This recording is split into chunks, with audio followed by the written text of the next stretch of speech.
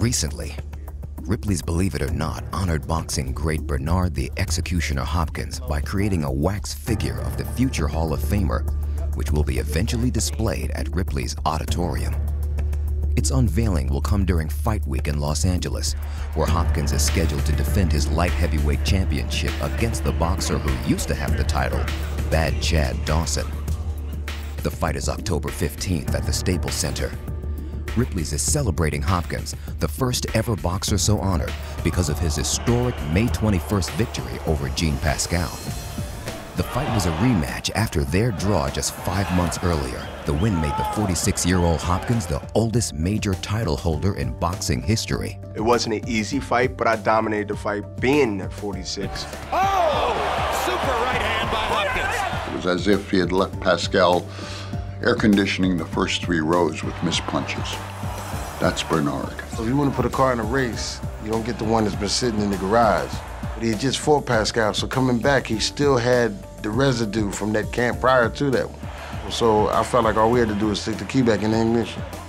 The Hopkins win over Pascal is just the latest highlight of the Executioner's legendary career. Yet even back in 2001, critics questioned him because of his age as he prepared for the middleweight unification tournament final against Felix Trinidad. Hopkins was older, Trinidad not. There was no way, in their mind's eye, that Bernard Hopkins was going to beat Felix Tito Trinidad, even have a chance. The Tito Trinidad fight in 2001 was the fight that really put me out there nationally. Hopkins reached new heights in his epic fight against Oscar De La Hoya in September 2004. Bernard threw a bodacious body punch to the liver.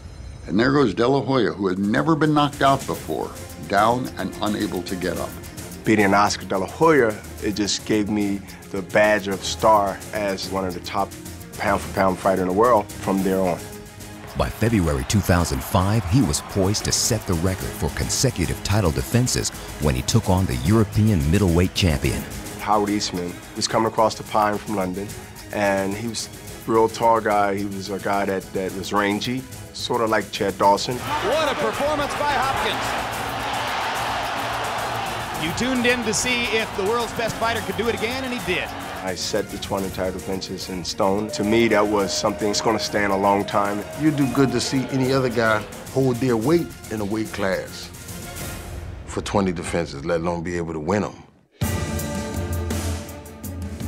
Hopkins staved off Father Time again when he moved up 2 weight classes to beat Antonio Tarver in June 2006, and then took on middleweight champion Kelly Pavlik. Kelly Pavlik was one of the great stories of Bernard Hopkins' career. Pavlik was undefeated. Pavlik was a killer puncher. Bernard was thought to be cannon fodder. This was the Bernard Hopkins show. A dominating performance for the 43-year-old star. Today, immortality is the most indelible motivation.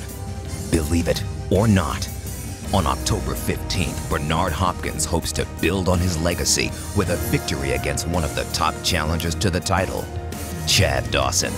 When I step in the ring with Chad Dawson, it's going to be another page that goes in that thick book of Bernard Hopkins' historic making legendary career.